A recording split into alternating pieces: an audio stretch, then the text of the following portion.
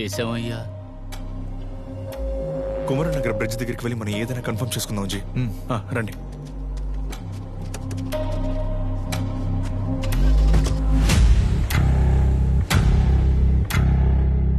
కాకపోతే మీతో ఒక విషయం చెప్పాలి.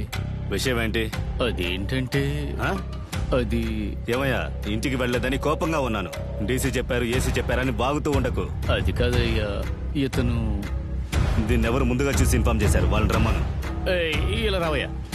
ఇతనే చూసాడయ్యా. నమస్కారం సార్. ఏం చూసావయ్యా? ఏం జరిగింది? కొట్టేకి బండి తీసుకువెళ్ళేటప్పుడు